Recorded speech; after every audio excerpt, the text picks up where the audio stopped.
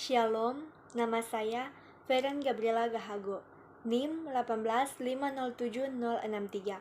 Saya dari Universitas Negeri Manado, Fakultas Matematika dan Ilmu Pengetahuan Alam, jurusan Pendidikan Biologi semester 5, mata kuliah Mikrobiologi A.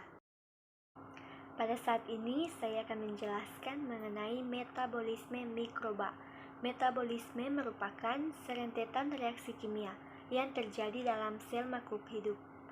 Dalam metabolisme ada dua fase, yaitu katabolisme dan anabolisme. Secara menyeluruh, sebagian besar katabolisme adalah respirasi seluler, di mana glukosa dan bahan bakar organik yang lain dipecah menjadi karbon dan air dengan membebaskan energi.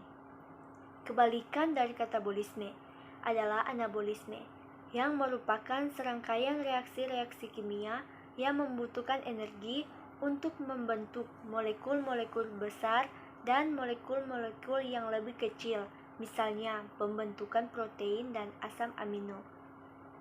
Berikut ini kita masuk pada anabolisme. Anabolisme adalah lintasan metabolisme yang menyusun beberapa senyawa organik sederhana menjadi senyawa kimia dan molekul kompleks. Proses ini membutuhkan energi dari luar. Berikutnya yaitu katabolisme.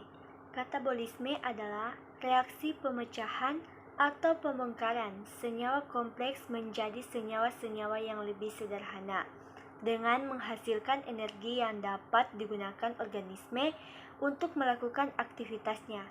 Fungsi reaksi katabolisme adalah untuk menyediakan energi dan komponen yang dibutuhkan oleh reaksi anabolisme. Berikut ini adalah gambar dari anabolisme dan katabolisme. Bisa teman-teman lihat.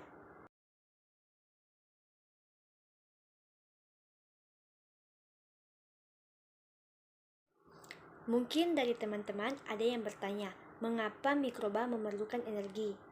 Kita bisa lihat pada gambar berikut ini, yaitu metode produksi energi. Bisa teman-teman lihat pada gambar berikut ini. Berikut tentang respirasi.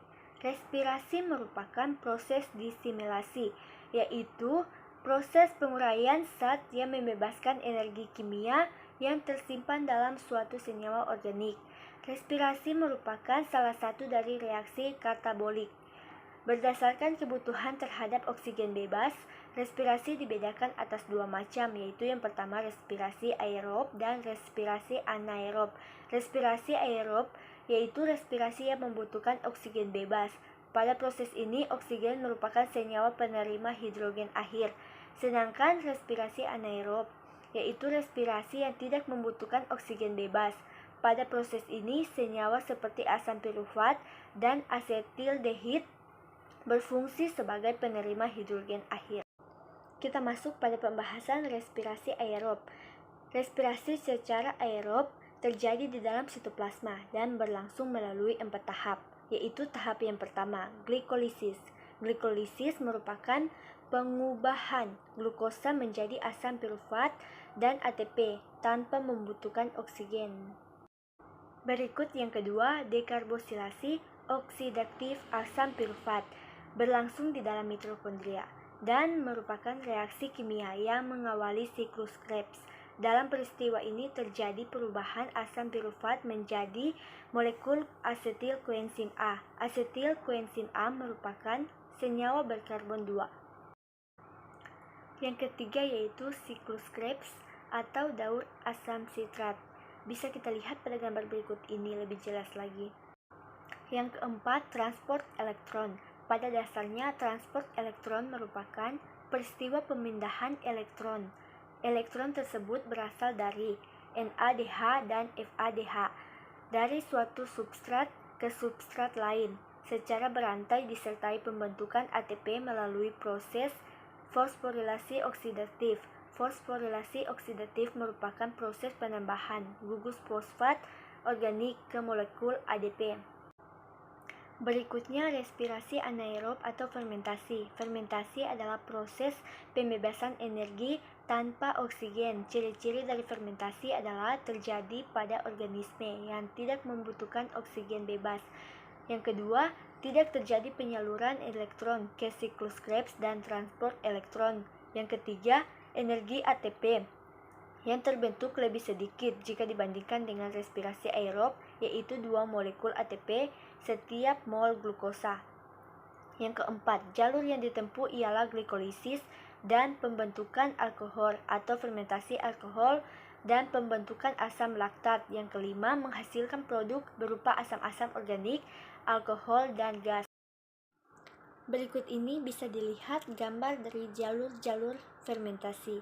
Teman-teman semua bisa melihat gambar berikut ini. Pembahasan yang berikut adalah fotosintesis. Fotosintesis adalah suatu proses biokimia pembentukan zat makanan karbohidrat yang dilakukan oleh tumbuhan, terutama tumbuhan yang mengandung zat hijau daun atau klorofil.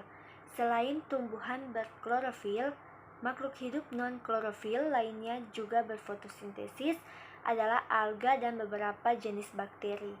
Organisme ini berfotosintesis dengan menggunakan zat hara, karbon dioksida, dan air, serta bantuan energi cahaya matahari. Terjadi pada alga, tumbuhan, dan beberapa prokariotik. Terdiri atas 2 reaksi utama, photosphorylation atau reaksi terang, dan fiksasi karbon dioksida atau reaksi gelap.